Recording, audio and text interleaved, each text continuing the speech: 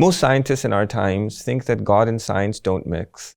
That's why your science teacher will probably not mention God in your science class, and that's why you probably won't find mention of him in your science textbook. If we want to preserve our faith, then we have to be able to navigate this area of God and science, and we have to be able to do it intelligently. That's what we're going to talk about in this series.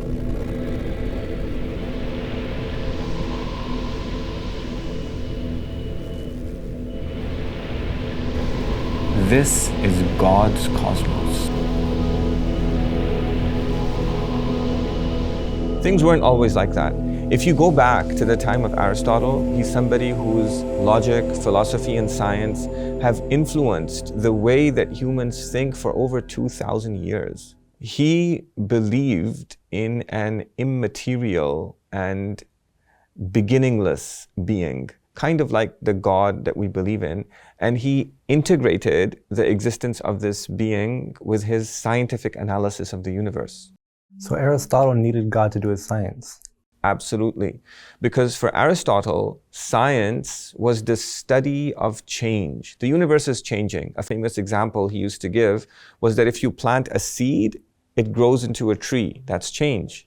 Why do things change? He wanted to explain change. And he saw that in order for him to do that, there had to be an ultimate cause of all change. He called it the first cause.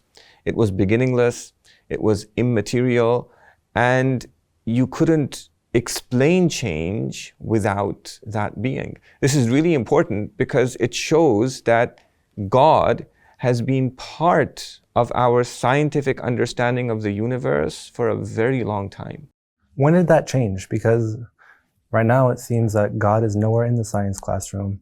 Science dominates everything and God's nowhere to be found. So there's a long process. There's a series of events that happened in Western Europe. I think a good place to start is Thomas Aquinas.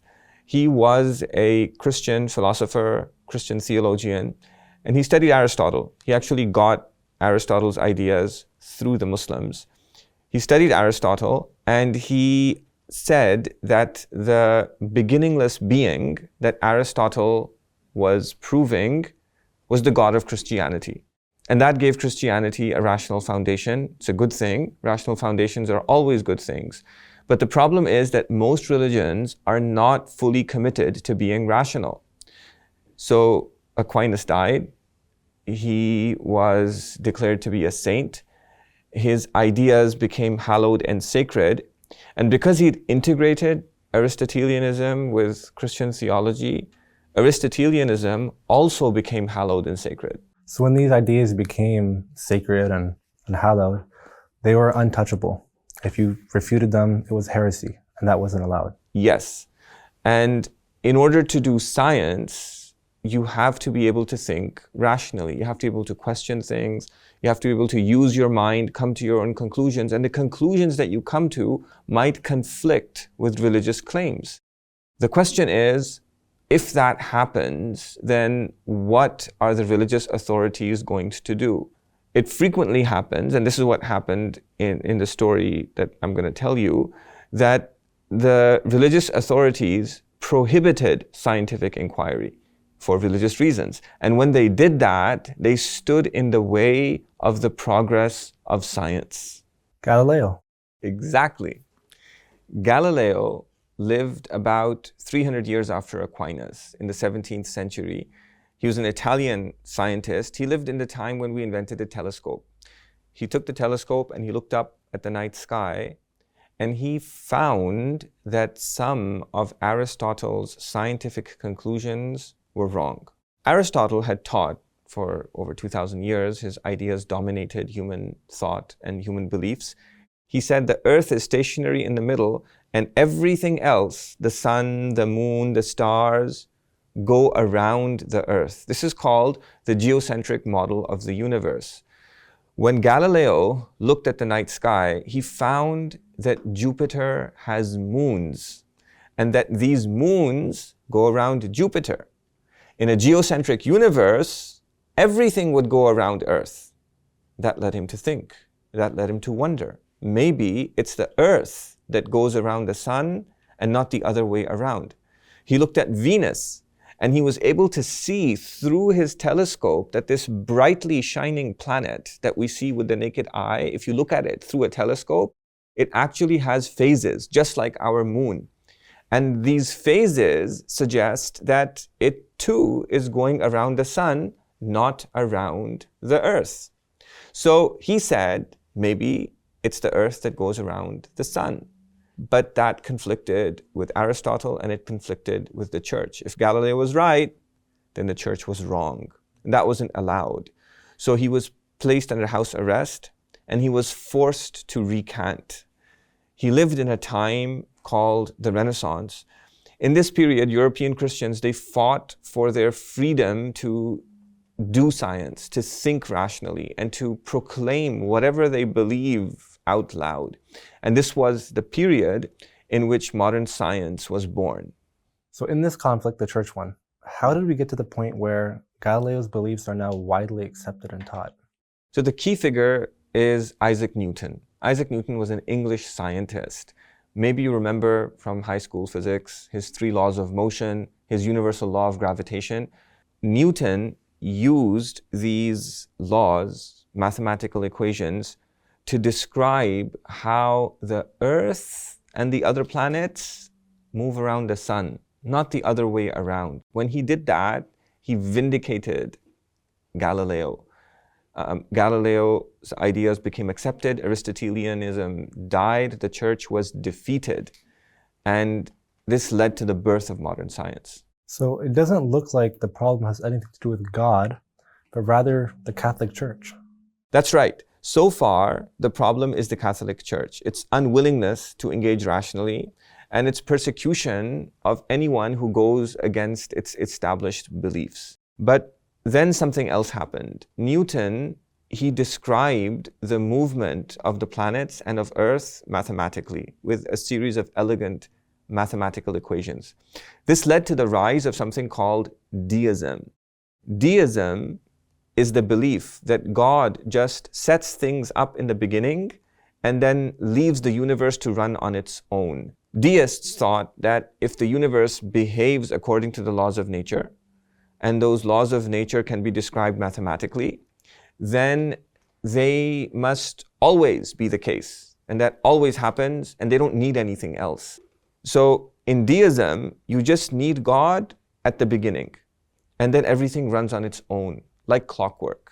That's why historians of science call this model of the universe a clockwork universe.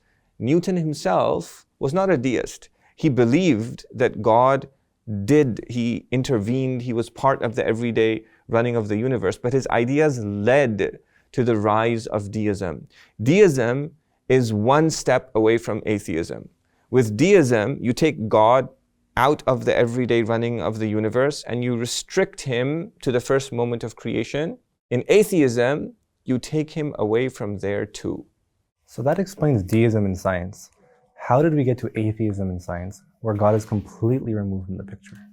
So after Newton, in the 18th, 19th, and 20th centuries, science really took off. We were able to explain things in the universe with respect to other things in the universe. Scientists found that they didn't need to appeal to God in order to explain what was happening. They talked about atoms, molecules, chemical reactions, forces, energy, and using these concepts, they could explain everything that was happening. They could fly a plane, they could cure diseases, they could go to the moon. And they keep on discovering more and more. So they think it's a never-ending process. They'll always be able to discover something more, and it goes on forever. This is why every scientist now is a practical atheist.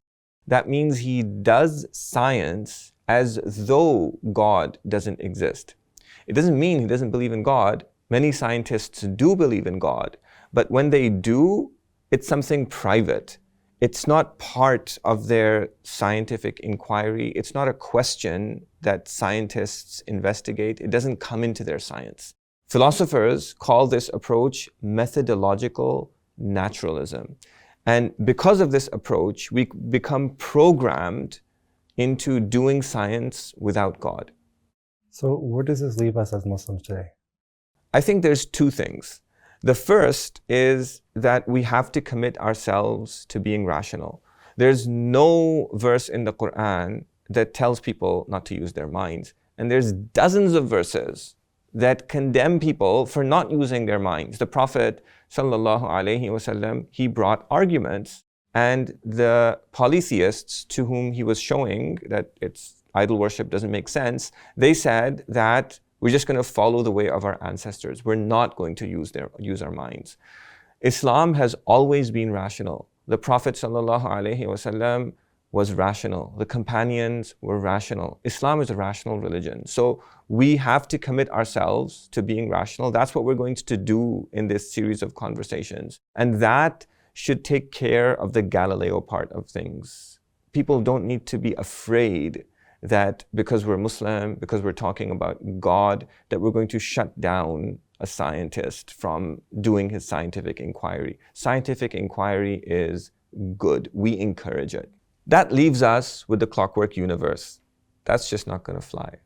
The Quran describes a universe in which Allah subhanahu wa ta'ala, God turns the day into night. God turns the night into day. God fashions the embryo in the wombs. God sends the winds. He makes the plants grow up out of the ground. God runs the universe directly, but He runs it in a mathematically ordered way. The two perspectives, they don't conflict. We have rational evidence that the Quranic perspective is true.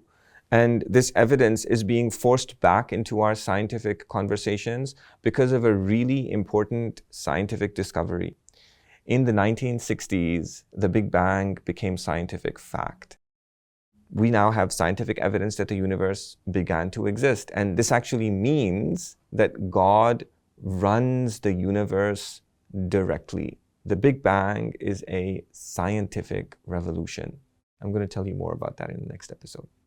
If you like this episode, then check out my Why Islam is True course, in which I teach you 4 rational arguments that the Prophet Muhammad ﷺ himself used to show that Islam is true. Learning on YouTube is great, but if you want to reach a learning goal, a learning destination, like how to make rational arguments, how to think critically as a Muslim, how to engage with modern science as a Muslim, then you need to follow a map that's been specifically designed to take you to your learning goal, step by step, through a series of carefully designed learning objectives and learning activities that take you to your final learning destination. That's how this course has been designed. This course shows you the what, the why, and the how. It shows you what we believe as Muslims. It shows you why those beliefs are based on evidence and 100% true based on Quranic rational arguments. And it shows you how to use those arguments to address common objections against Islam by atheists and others on topics such as evolution, the problem of evil, the age of Aisha, and much more. It consists of 20 modules, and it includes bi-weekly live sessions with me, pre-recorded lessons with 81 bite-sized videos, 247 application activities and real-world scenarios, a 24/7 community where you can ask a question and get it answered within 24 hours, and there's an option to buy a course textbook as well. Find out more at www.whyislamistrue.com/course and learn why Islamic seminaries are adopting this course as part of their curriculum to train the next generations of scholars. This course is actually the first and prerequisite course in the Basira classical curriculum in modern context, a 4-year curriculum consisting of 31 courses that will teach you everything that a Muslim needs to know about their deen and be ready for modern society. This 4-year Basira seminary curriculum is based entirely on the Muslim scholarly tradition, but it teaches you how to apply that tradition to the world in which we live, and it's taught completely in English. Why Islam is True is the first course in that 31-course curriculum. Check it out at www.whyislamistrue.com/course. course.